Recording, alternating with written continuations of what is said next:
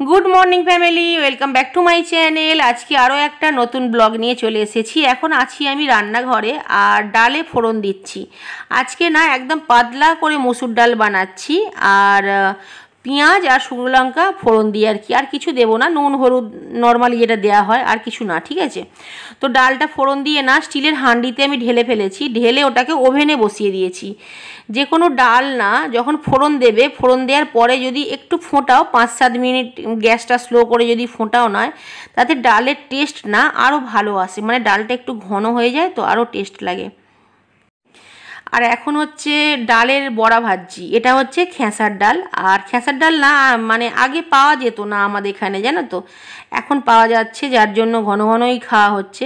তো খেসার ডালটা কিছুই নয়, জাস্ট নুন দিয়ে আর কি একটু মেখে নিয়ে ছোটো ছোটো করে বড়া করছি। এদিকে ডালটা হচ্ছে, ডালটা একদম মানে ওভেনে স্লো করে দিয়েছি, দিয়ে আর কি ফোটাচ্ছি। এটা হয়ে গেছে পুরোপুরি রেডি। একটু ফুটিয়ে নিয়ে গ্যাস ওভেন বন্ধ করে দেবো। অ্যাকচুয়ালি কি ওভেনে বেশি চেষ্টা করি কেন জানো তো, কারণ যতটা গ্যাস কম খরচা হয় আর কি, আর গ্যাসের থেকে ওভেনটা না বেশি সেফটি আর কি। এখানে কুমড়ো শাক বানাচ্ছি, পেঁপে দিয়ে, রাঙালু দিয়ে, আলু দিয়ে আর খেসার ডালের বড়া দিয়ে কুমড়ো শাক বানাচ্ছি আর কি। আর শাকটা আস্তে আস্তে ওটা সেদ্ধ হোক। শাকটা কম আছে, ডাঁটাটা বেশি আছে, নরম নরম ডাঁটা তো বেশ ভালো লাগে। আর ডালের বড়া দিয়ে কুমড়ো শাক খুব টেস্টি হয়। এক সাইডে ভাত বসিয়ে দিয়েছি, এক সাইডে শাকটা হচ্ছে, আর এদিকে করলাটা ভেজে নিলাম। করলা বলতে কি পেঁয়াজ, করলা আর আলু একসাথে ভাজলাম আর কি। জুনের পাপা খুব ভালোবাসে এই ভাজাটা, আমাদের বাড়িতে সবাই ভালোবাসে। করলা আলুর সাথে যদি একটু পেঁয়াজ দেওয়া হয় না, তাহলে মানে হাফের বেশি ভাত খাওয়া হয়ে যাবে। যাই হোক, এখানে সব কিছু রেডি হয়ে গেছে। এটা হচ্ছে কুমড়ো শাকের তরকারি বা চচ্চড়ি, ডালের বড়া দিয়ে। ওদিকে ভাতটা হয়ে গেছে আর ডালও হয়ে গেছে, করলা পেঁয়াজও ভাজা হয়ে গেছে। আর কি বানালাম, না আর কিছু নয়। তো এটা হচ্ছে কিছুক্ষণ পর জুনের পাপার ভাত বেড়ে নিয়েছি আমি। তো জুনের পাপা এখানে ছোট জায়গা, তোমাদের আগেই বলেছি আমি যে ছোট জায়গা তো সবাই একসাথে বাড়া যায় না। একটা করে থালা মানে রেডি করি, টেবিলে দিই, আবার একটা করে বাড়ি আর কি। তো এখানে ওর পাপার খাবার পুরোপুরি তোলা হয়ে গেছে। তো জুন দিয়ে আসবে এখন। যারা শাকের তরকারি রান্না করো না গাইস, তারা যে কোনো শাকের তরকারিতে একটু ডালের বড়া দিও, খুব ভালো হয় জানো তো। আর আমার নমাদের গাছের লেবু কদিন ধরে খাওয়া হচ্ছে, আজকেও কেটেছি অনেকগুলো লেবু তো। আর আমাদের বাড়িতে একটু লেবু সবাই ভক্ত আর কি, আমার মেয়ে আর আমি তো বেশি ভক্ত।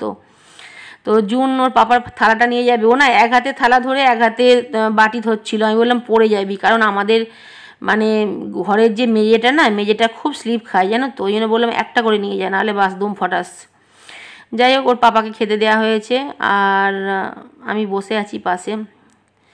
যদি ভিডিও নাও করি তবুও বসি, কারণ বসতে হয় অ্যাকচুয়ালি কাউকে খেতে দিলে।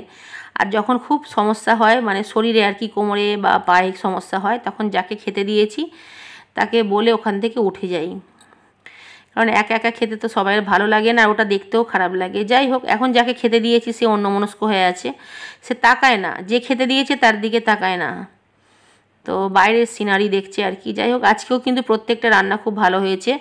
ওর কেমন লেগেছে সেটা ও জানে, কিন্তু আমি বলবো আমি তো খেয়েছি, খুব ভালো হয়েছে। নিরামিষে প্রত্যেকটা রান্না খুব ভালো হয়েছে। ডালটাও খুব ঘন হয়নি, খুব পাতলা হয়নি, মানে বেশ খুব সুন্দর। আর ডালটাও ভালো ছিল। আর হ্যাঁ, যেটা বলছিলাম, যে কোনো শাক না ডালের বড়া দিয়ে করে দেখো, খুব ভালো হবে। মানে চচ্চড়ি যখন বানাবে তখনই ডালের বড়া দেবে, বড়ির থেকে ডালের বড়াটা খুব ভালো হয়। একটু ঝামেলা আছে, বাটো, ভাজো, তারপরে রান্নায় দাও।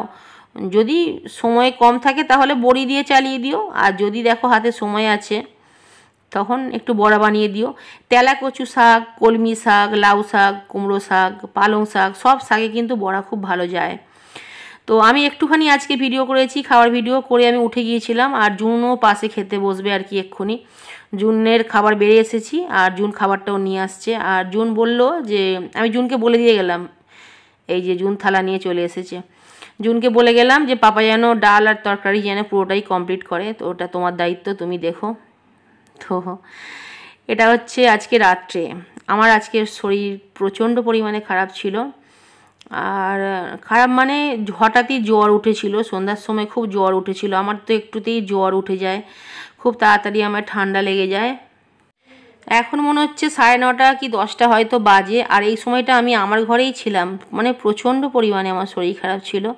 আমার খেয়ালই নেই যে এক রাত বাসন পড়ে আছে, তারপরে রান্না করতে হবে, ওঠার ক্ষমতা ছিল না। তো জুন বলল মামি শো, আসছি। তারপরে ওদের কি হয়েছে জানি না, তো জুন মনে হয় ওর পাপাকে বলেছিল আর কি যে খাবার নিয়ে আসতে। তো ওর পাপা খাবার অর্ডার করেছিল, তড়কা আর রুটি আর মিষ্টি। মিষ্টিটা হয়তো দোকান থেকেই নিয়ে এসেছে, আমি ঠিক জানি না কি হয়েছে এর ভিতরে, জানি না। আমি উঠে দেখলাম যে বাসনও মাজা হয়ে গেছে, সবাই খাচ্ছে।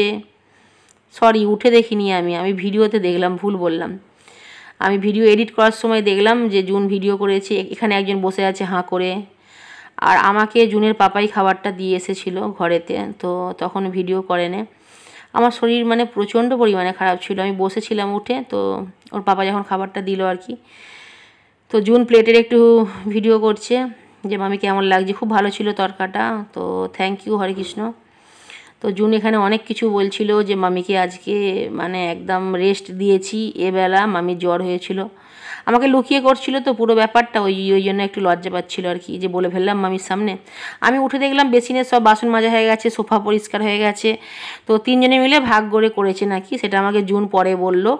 আর আজকে সবজি কেনা হয়েছে, সবজিও জুন আর জুনের পাপা দুজনে মিলে সবজিগুলো ধুয়েছে, ধুয়ে যেমন মিলে দেয় সেরকম মিলে দিয়েছিল। আজকের মতো বাই, সবাইকে গুড নাইট। চলে আসবো নতুন ব্লগ নিয়ে। Thanks for watching.